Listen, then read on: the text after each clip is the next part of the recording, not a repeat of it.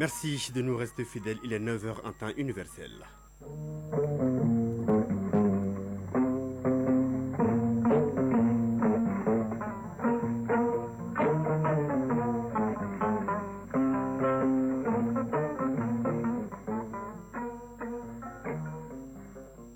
Le journal Mohamed Diarra. Mesdames, Messieurs, bonjour et bienvenue. Les titres. Ramadan 2025, c'est dans moins de 2 mois. Le Premier ministre a rencontré hier les membres du gouvernement et au moment de forte consommation.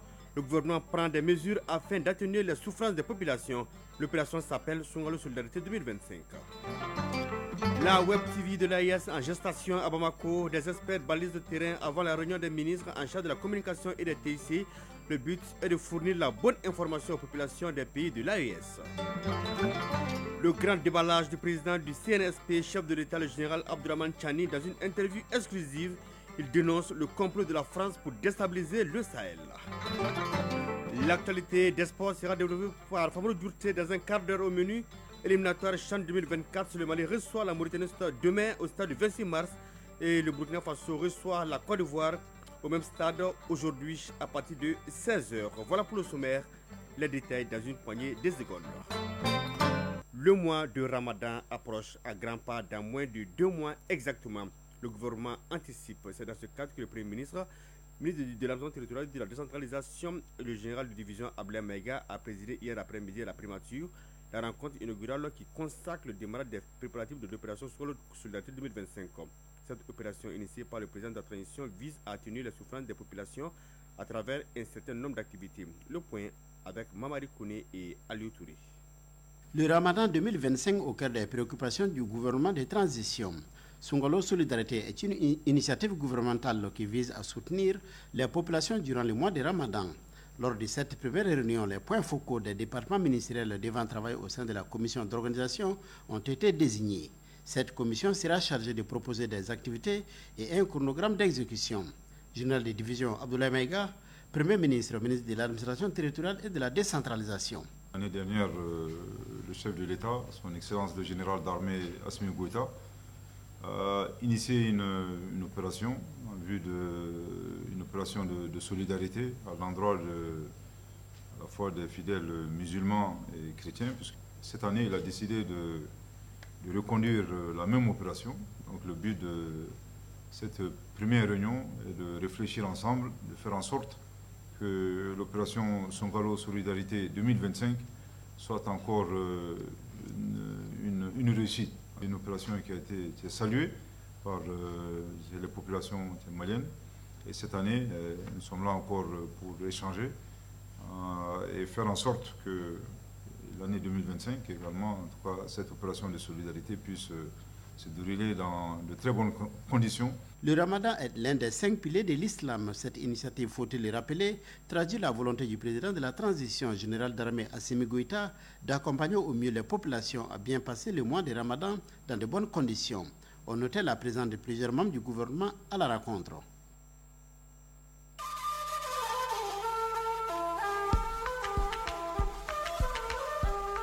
AES, actualité.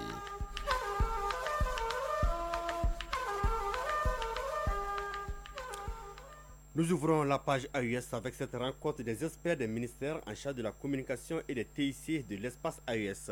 Vous le savez, depuis un certain temps, les États du Sahel ont décidé de mettre leurs moyens en commun pour faire face au terrorisme et tous les défis liés. Il s'agit notamment de la propagande médiatique mensongère. Le Mali, le Niger et le Burkina ont décidé de mettre en place une plateforme médiatique à même de contrecarrer les mensonges répandus et aussi de donner la bonne information aux populations de l'AIS pour briser la cabale médiatique en cours. Les travaux de 3 jours qui ont débuté hier vendredi s'achèvent demain par la finalisation du projet de la Web TV de l'AIS. La cérémonie était présidée par le ministre de la Communication et de la Modernisation de l'administration. Le point avec Alucine Touré. Pour faire face à l'acharnement médiatique dont elle est l'objet, l'Alliance des États du Sahel doit s'organiser pour riposter. La mise en place d'une Web TV participe de cette démarche. Les experts burkinabés, maliens et nigériens devraient au cours de cette réunion finaliser la mise en place de cette plateforme médiatique, à charge pour celle-ci de répondre aux mensonges fabriqués contre l'AES et véhiculer le bon message de sensibilisation. Alhamdou Ag Ilien, ministre de la Communication, de l'économie numérique et de la modernisation de l'administration.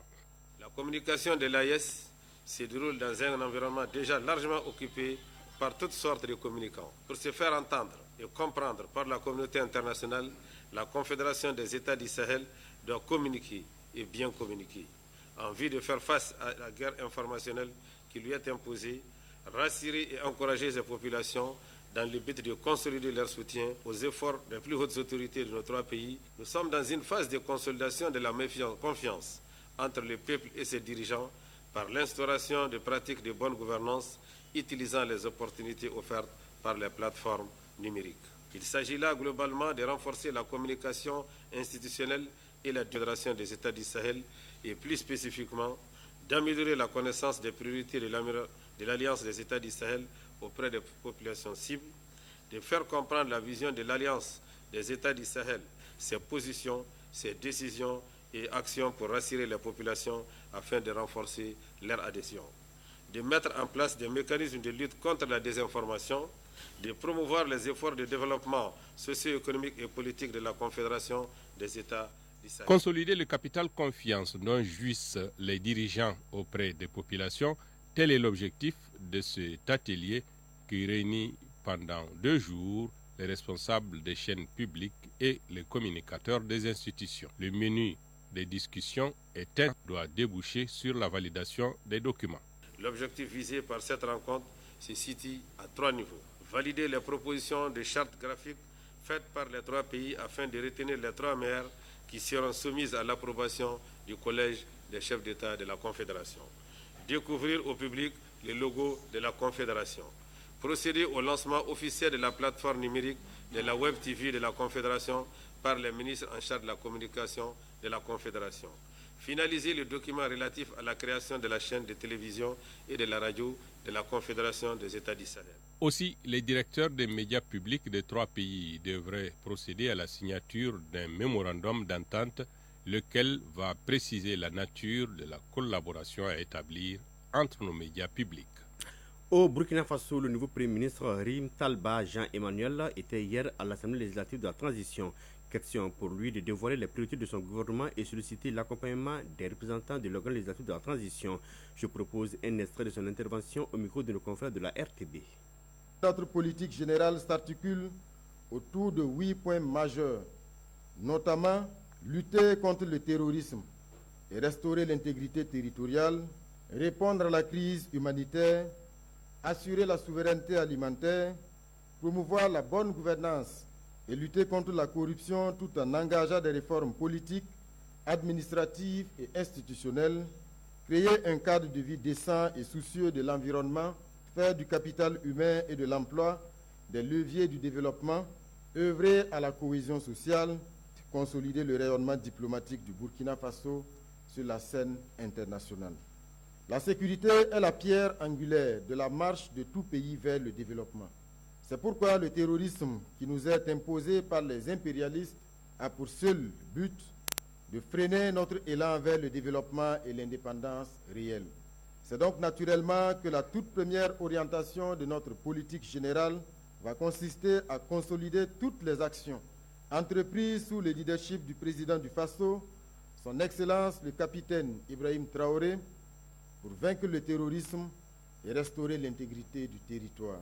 La guerre qui nous a été imposée sera menée de manière plus intensive avec l'engagement de tous les Burkinabés.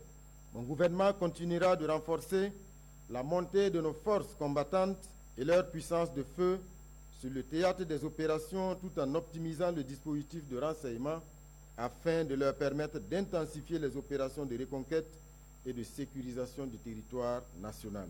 Dans ce sens, le gouvernement développera une industrie de défense capable d'assurer une autonomisation de notre pays en matière de logistique et d'équipement militaire. Dans la dynamique de la Confédération de l'Alliance des États du Sahel, le Burkina Faso, de concert avec les pays frères du Mali et du Niger, travaillera à opérationnaliser davantage la force conjointe afin d'accentuer les opérations dans l'espace AES. Au Burkina Faso, nous restons environ 1200 prisonniers seront graciés par le président Ibrahim Traoré à compter du 1er janvier 2025. L'annonce a été faite par le ministre de la Justice Edasso Rodrigo Bayala. Parmi les 1200 condamnés, plus de 400 vont avoir une remise totale de peine, plus de 750 vont avoir une remise partielle. Les 3 condamnés à perpétuité verront leur peine commuée en prison à temps. Je vous le disais, c'est désormais un secret de polichinelle. La France est l'alpha et l'oméga du financement du terrorisme au Niger et au Sahel. Le roi est donc d'une démonstration magistrale, pièce à conviction, à l'appui sur le président du CNSP, chef de l'État, le général Abdelrahman Chani, dans une grande interview exclusive accordée à nos confrères de la télévision nigérienne, fait le grand déballage. Le commentaire de Abdel Koulibaly de la radio du Niger. Face au génocide programmé par la France et ses acolytes, que nous prenions toutes les dispositions. C'est une grande interview exclusivement consacrée aux questions sécuritaires que le chef de l'État, dans un langage de vérité, à travers un style clair et dépourvu de toute langue de bois, a livré à l'opinion, prenant ainsi celle-ci à témoin sur la tension sécuritaire sournoisement et flagramment entretenue par les ennemis du Niger, dont, malheureusement, des compatriotes renégats, heureusement déchus désormais de leur nationalité, tous sponsorisés, et c'est désormais un secret de polichinelle, par la France. À travers un calme olympien fait d'audace et de sérénité forçant l'admiration, le général Abdelrahman Chani, données cartographiques et chiffres précis à l'appui, a asséné à la face du monde des révélations croustillantes qui ont dû laisser bouche bée tous ceux qui, au Niger ou à l'extérieur, ont très souvent péché par naïveté, surtout lorsqu'il s'agit de thèses françaises considérées toujours par ces derniers comme paroles d'évangile. Désormais, ceux-ci en sont pour leurs frais, frustrés dans leurs viles espérances. Désespérés sans doute également certains chefs d'État de la CEDEAO qui croyaient pouvoir mettre vite au pas le Niger et ses frères de l'AES. Ils ont en effet dû être estomaqués en découvrant à travers le général Chani que le CNSP en sait beaucoup sur leurs agissements sordides. Sans doute, ces chefs d'État d'un genre nouveau et passés maîtres dans l'art de la fourberie à des fins personnelles et égoïstes sont-ils désormais anxieux plutôt qu'enthousiastes? Sans doute aussi, le général Chani a-t-il désormais cloué le bec à tous ces oiseaux de mauvais augure qui ont eu l'outrecuidance de renier leur propre pays qui leur a pourtant tout donné. Leur déchéance de la nationalité nigérienne, que certains esprits retors tentent de fustiger, n'est pourtant pas sans précédent au Niger. Pour leur part, les peuples résilients de l'AES doivent rester vigilants face à l'adversité, car la menace est réelle, a averti le chef de l'État. Le combat sera âpre et de longue haleine, a-t-il encore prévenu. Nous devons par conséquent redoubler d'efforts et de vigilance. Nous devons rester mobilisés, unis et solidaires. Nous ne devons en aucun cas baisser l'échine et sacrifier les générations futures. Nous devons continuer à défendre notre souveraineté pleine et entière, car le chemin est tout indiqué par le peuple nigérien, dont nos FDS sont partie intégrante. Les FDS auxquels le général Abdelrahman Chani a encore rendu un vibrant hommage pour leur sens du patriotisme. Au nom de tout ceci, nous ne retournerons pas aux chaînes de l'esclavage, a tenu à rassurer le chef d'État qui a appelé les Nigériens et leurs frères de l'AES à ne pas céder à cette campagne perfide d'intoxication et de désinformation de la France et de ses acolytes, sur lesquels le monde entier, désormais témoin oculaire, a les yeux ouverts. Assurément, hier soir, le général Chani a fait fort en procédant à ce grand déballage fort intéressant et qui ne devrait pas rester sans bonus communicationnel en termes d'équilibre des forces sur l'échiquier sous-régional, voire international. Au Sénégal, le Premier ministre Ousmane Sonko a décliné hier son plan de rupture pour les 5 prochaines années. Il a annoncé également le projet d'abroger la loi d'amnistie de l'ex-président Macky Sall, un projet qui couvrait les violences politiques qui avaient fait des dizaines de morts en 2021 et 2024 selon le Premier ministre. C'était lors de son discours de politique générale à l'hémicycle. Au Gabon, 8 officiers et sous-officiers sont derrière les barreaux et 2 généraux sont sous instruction judiciaire. Ils sont accusés d'avoir torturé à mort un jeune militaire. Ce dernier était soupçonné de vol. L'information a été donnée hier par le ministre de la Défense, une information qui suscite le débat dans la capitale. En Centrafrique, le président de la Cour d'appel, Thierry Joachim Pissiré, a condamné donc à 1 an de prison le député Dominique Yandoka malgré son impunité parlementaire. Il est enfermé pour complot de déstabilisation du pays. Le député avait échappé à une condamnation pour atteinte à la sécurité de l'État. Il encourait une peine maximale de travaux forcés à vie. 9h15.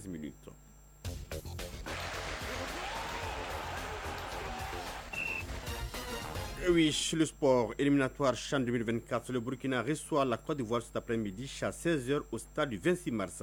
Le Niger, lui, a validé son ticket pour la phase de la compétition hier vendredi ici à Bamako au stade du 26 mars. Demain, dimanche, le Mali accueille la Mauritanie après la défaite dans le premier acte à Nouakchott. Le sélectionneur Baïba et ses joueurs doivent marquer 2 buts sans en encaisser pour se qualifier. La Supercoupe Marcel Dako 2024 de handball se joue aujourd'hui au lycée sportif Ben Omar Sy. Également, la demi-finale du championnat national féminin de volleyball se tiennent également ce samedi.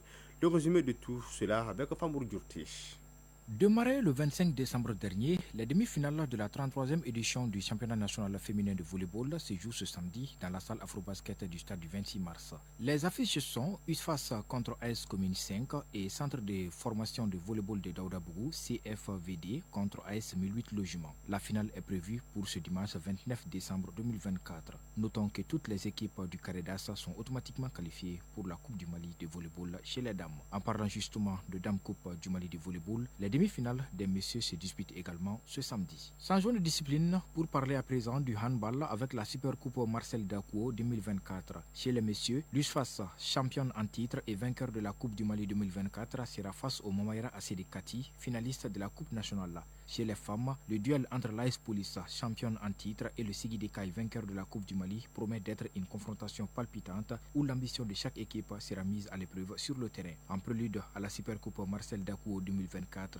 qui se joue au lycée sportif Ben Omar Sy de Kabala ce samedi 28 décembre à partir de 15h, la Fédération malienne de handball a signé jeudi un partenariat avec Petrobama en plus de Move Africa Malitel. Ces partenaires vont contribuer au rayonnement du handball malien sur le plan national qu'international, selon le président, le commissaire-colonel Cheikh Mamadou Chérif Tunkara. En football, l'équipe A' du Mali a perdu par 1-0 au match aller en terre mauritanienne face aux Mourabitoun locaux dans le cadre du dernier tour des éliminatoires du championnat d'Afrique des Nations CHAN. Certes, rien n'est perdu pour les joueurs du sélectionneur national Baïba, mais au match retour, prévu ce dimanche au stade du 26 mars, le capitaine Félix Kamaté et ses coéquipiers devront marquer au moins 2 buts sans en encaisser pour renverser les Mourabitoun locaux et se qualifier pour la phase finale du CHAN 2024 qui se jouera du 1er au 28 février 2025. Marquer 2 fois et garder leur cage inviolée, c'est donc la mission qui attend les aigles locaux dans le deuxième acte et tout autre résultat, notamment un match nul ou une défaite sera synonyme d'élimination pour les nôtres. En revanche, si le Mali l'emporte par le strict minimum ce dimanche, les deux équipes iront directement à la séance des tirs au but. Concernant toujours le dernier tour des éliminatoires du CHAN 2024, le Burkina Faso accueille la Côte d'Ivoire ce samedi au stade du 26 mars à 16h GMT. Après son succès 2-0 à Abidjan, la Côte d'Ivoire entend parachever sa 6e qualification au CHAN. De son côté, le Burkina Faso devra forcément passer par un exploit pour décrocher une 4e participation après 2014, 2018 et 2020. Cet après-midi, au stade du 26 mars, les deux nations seront comme chez elles, particulièrement le Burkina Faso, membre de la Confédération des États du Sahel. Ce vendredi, toujours au stade du 26 mars à Bamako, le Niger a décroché son ticket pour le prochain championnat d'Afrique des Nations. Après un match aller soldé par le score nul d'un but partout, le MENA A' a su garder sa case inviolée, score 0-0. Le Niger se qualifie donc grâce à la règle du but à l'extérieur, toujours en vigueur dans les compétitions de la CAF. Avec cette qualification, la 5e de son histoire à la phase finale du CHAN, le Niger vient de barrer la route d'une phase finale du CHAN au Togo pour la 3e fois consécutive. 9h20 pile, point final à cette édition présentée par Mohamed Diarra avec le concours des Abs Traoré à la mise en onde. La mise en ligne est assurée par Badji Touré, coordination éditoriale Ousmane Dao, réalisation Adam Maïga. Passez d'excellents moments accompagnés du programme de Radio Mali. Au revoir.